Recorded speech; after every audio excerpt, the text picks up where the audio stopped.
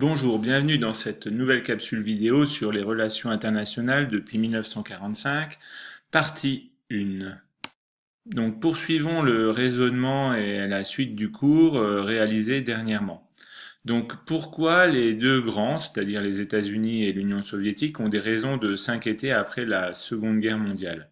Il faut se souvenir que les États-Unis et l'Union soviétique étaient alliés contre Hitler et contre l'Allemagne nazie. Donc, du côté américain, après avoir libéré l'Europe centrale de la domination nazie, les soviétiques installent par des coups d'État ou des manipulations des démocraties populaires dans ces pays libérés, comme en Pologne par exemple. Et donc, Staline, pour les Américains, ne respecte pas ses engagements d'organiser des élections libres et de laisser les peuples d'Europe centrale choisir leur destin. Donc, de ce point de vue, les Américains et les Occidentaux se sentent trahis par les Soviétiques. De plus, dans le même temps, en Asie du Sud-Est, Mao Tse-tung, qu'on voit ici sur la photo, étend sa révolution communiste et fonde en 1949 la République populaire de Chine. Le résultat, c'est qu'un nouveau foyer, un nouvel espace du communisme apparaît. Et donc, les Américains se sentent menacés par cette diffusion toujours plus importante du communisme. Voyons ensuite pourquoi du côté soviétique, on a aussi des raisons de s'inquiéter. La menace américaine se matérialise d'abord par leur puissance économique. En effet, c'est le seul État de la Seconde Guerre mondiale à ne pas avoir subi de destruction sur son sol et donc d'avoir conservé et pu développer un potentiel économique gigantesque. De ce potentiel économique en ressort ou en découle une puissance militaire, une domination des mers, des airs et le monopole de la détention de la bombe atomique. Si on se place à Moscou et avec ses alliés et qu'on regarde un globe, on a l'impression que les États-Unis et leurs alliés occidentaux semblent encercler l'Union soviétique. D'où l'inquiétude des communistes en URSS. Va très rapidement se transformer en grand B, une opposition idéologique qui se transforme en confrontation politique. Et nous allons voir dans une première partie pourquoi c'est 1947 qui semble marquer une rupture dans l'alliance entre le bloc libéral et le bloc communiste. Contexte qui fait que cette année 1947 est particulière dans les relations internationales. En effet, en Grèce se déroule une guerre civile qui oppose d'un côté des monarchistes, des gens donc qui veulent restaurer et imposer un roi, et qui sont dans le domaine politique et économique des libéraux, donc on pourrait rapprocher des Américains ou de l'Europe occidentale. Et de l'autre côté, on a un parti communiste qui souhaite instaurer l'idéologie communiste et une démocratie populaire. Ces deux camps s'affrontent dans cette guerre civile. Et à la fin de la guerre, l'affrontement devient violent, devient une guerre. Les monarchistes vont demander de l'aide, du soutien financier, politique, militaire au Royaume-Uni.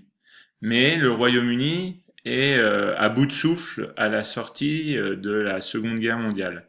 Et donc le Royaume-Uni, qui était pourtant la première puissance mondiale à la veille de la Seconde Guerre mondiale, ne peut soutenir les monarchistes grecs face aux communistes grecs. Donc, les monarchistes appellent à l'aide les États-Unis pour qu'ils se substituent à la puissance anglaise, aux gendarmes du monde qu'était l'Angleterre avant la Seconde Guerre mondiale. Dans ce contexte qu'il faut comprendre l'énoncé de la doctrine Truman. Truman, président des États-Unis, que vous voyez en photo et qui a succédé au président Roosevelt qui est décédé durant son mandat. C'était son vice-président.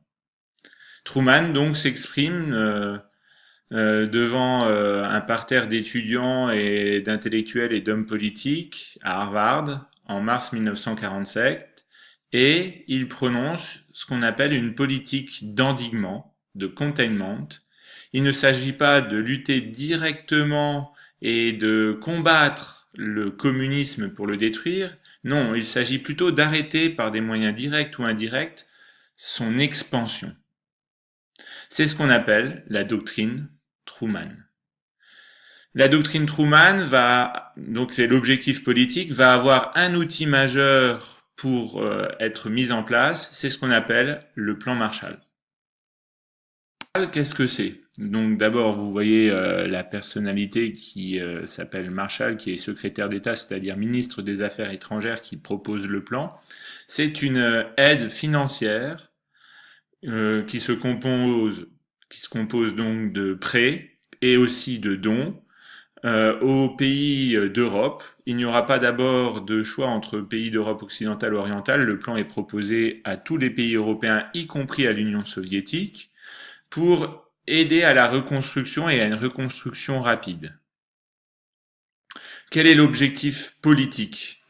Tout simplement, les Américains et Harry Truman et Marshall considèrent que si la population européenne vit trop longtemps dans un niveau de vie insuffisant, elle va avoir tendance lors des futures élections de voter pour des partis extrêmes pour trouver une solution rapide à ces problèmes. Et comme il n'y a plus de possibilité de voter vers l'extrême droite après la Seconde Guerre mondiale, on le comprend bien, les Américains craignent que les Européens, les citoyens européens, votent massivement pour des partis communistes.